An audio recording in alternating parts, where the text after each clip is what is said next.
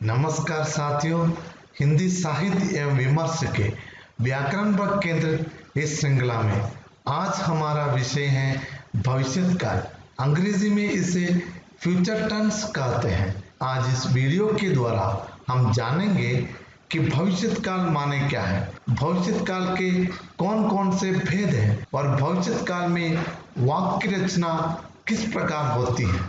सबसे पहले हम विचार करेंगे भविष्यत काल माने क्या है।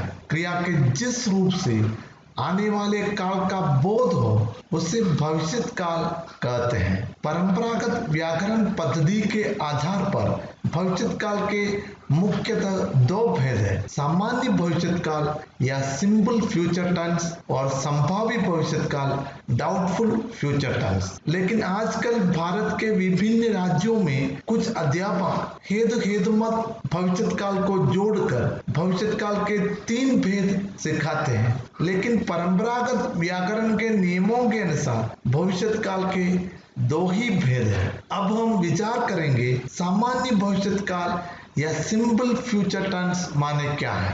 क्रिया के जिस रूप से एक ज्ञात होता है कि कार्य भविष्य में हो रहा है उसे सामान्य भविष्यत काल कहते हैं। यहाँ क्रिया धातु के साथ कर्ता के लिंग और वचन के अनुसार एगा, एगी, एंगे, एंगी, ऊंगा, ऊंगी, ओगे, ओगी जोड़ने से सामान्य भविष्यत काल बनता है।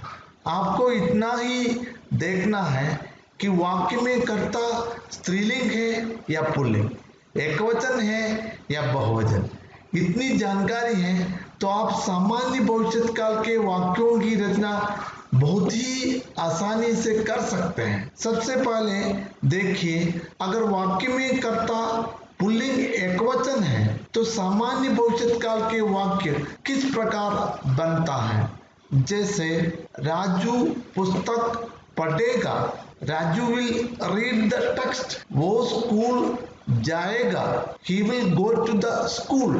लड़का क्रिकेट खेलेगा, the boy will play cricket. याद रखिए, इन वाक्यों में कर्ता पुल्लिंग एकवचन है तो पढ़ेगा, जाएगा, खेलेगा, लिखेगा, मिलेगा, इस तरह क्रिया समाप्त होती है। यदि सामान्य भविष्यत काल के वाक्य में कर्ता स्त्रीलिंग एकवचन है तो वाक्य किस प्रकार बनता है। जैसे मीना पत्र लिखेगी, मीना विल राइट लेटर। वो आइसक्रीम खाएगी, she will eat ice cream.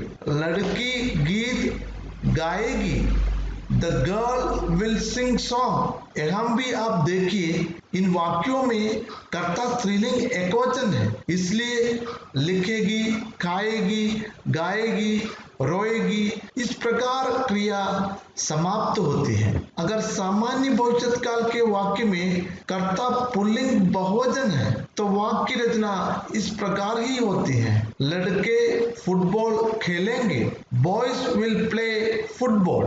Raju और मोहन अस्पताल जाएंगे, Raju and Mohan will go to the hospital. हम खाना खाएंगे, वी विल ईट फूड। इन वाक्यों में कर्ता बहुवचन है, इसलिए मिलेंगे, करेंगे, बैठेंगे, लिखेंगे, इस तरह की क्रिया समाप्त होती है। अगर सामान्य भविष्यत काल के वाक्य में कर्ता स्त्रीलिंग बहुवचन है तो वाक्य होगा लड़कियां माला बनाएंगी, girls will make garland. Meera और जीना पुस्तक पढ़ेंगी, Meera and Jeena will read the text. हम गीत गाएंगी, वी विल सिंग सॉन्ग। उदाहरण देखिए, इन वाक्यों में कर्ता स्त्रीलिंग बहुवचन है, इसलिए मिलेंगी, करेंगी, लिखेंगी, नाचेंगी, इस प्रकार क्रिया की समाप्ति होती है। यदि वाक्य में प्रयुक्त में शब्द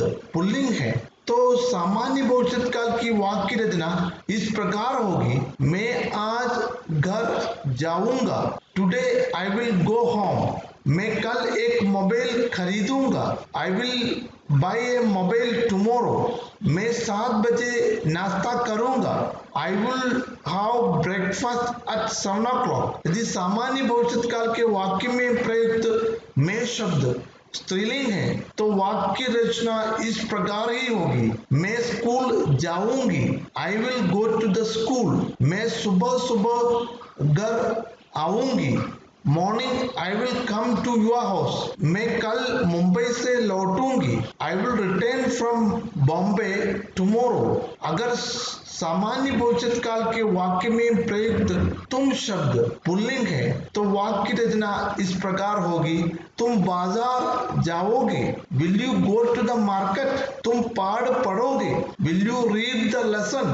तुम पानी पियोगे, विल यू ड्रिंक वाटर। यदि सामान्य भविष्य काल के वाक्य में प्रयुक्त तुम शब्द स्त्रीलिंग है तो वाक्य इस प्रकार ही बनता है। तुम माला बनाओगी, विल यू मेक गार्लैंड। तुम खाना खाओगी, विल यू ईट फूड। तुम स्कूल से कब लौटोगी, when will you return from school. अगर वाक्य में कर्ता आदर्शसूचक पुल्लिंग शब्द है तो सामान्य भविष्य काल की वाक्य रचना इस प्रकार ही होती है। पिताजी पुस्तक खरीदेंगे, father will by the text. अध्यापक पुस्तक पढ़ेंगे, the teacher will read the text. यदि वाक्य में कर्ता आदर्शसूचक स्त्रीलिंग शब्द है तो सामान्य भविष्य काल की वाक्य रचना इस प्रकार ही होती है। माताजी रोटी बनाएंगी, मदर विल मेक चपाती। अध्यापिका सारांश लिखेंगी, the teacher will write the summary. इन सभी वाक्यों से पता चलता है कि क्रिया का कार्य भविष्य में ही हो रहा है। एक बार और याद रखिए, कर्ता के लिंग और वचन के अनुसार एगा, एगी, एंगे, एंगी, ऊंगा, ऊंगी, ओगे, ओगी जोड़ने से सामान्य भविष्य काल की वाक्यों की रचना होती है। अब हम विचार करेंगे संभावी भविष्य काल माने क्या है। क्रिया के जिस रूप से कार्य के भविष्य में होने की संभावना का बोध हो उसे संभावी भविष्य काल कहते हैं। यहाँ क्रिया की पूर्ति कब होगी ये हम नहीं बता सकते हैं, लेकिन संभावना है। संभाव्य भविष्य काल के वाक्यों को बनाने के लिए वाक्यों के साथ शायद, संभव आदि शब्दों को जोड़ा जाता है। संभाव्य भविष्य काल बनाने के लिए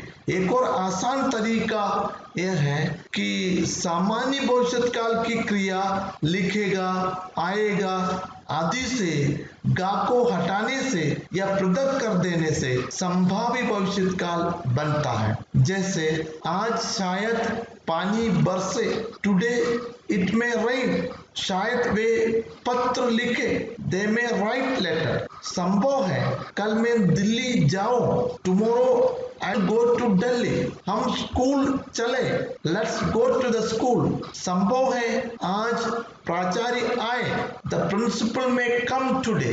इन सभी वाक्यों में क्रिया का कार्य भविष्य में होने की संभावना है। तो मित्रों, हमने देखा है कि भविष्य काल के दो भेद है। सामान्य भविष्य काल मोहन पत्र लिखेगा और संभाव्य भविष्य काल मोहन पत्र लिखे। मैं आशा करता हूं कि आप लोग भविष्य काल पर केंद्रित इस व्याख्यान को स्पष्टता के साथ समझने में पूरी तरह कामयाब हुए हैं। इसी प्रतीक्षा के साथ मैं समाप्त करता हूं। आप सबको बहुत बहुत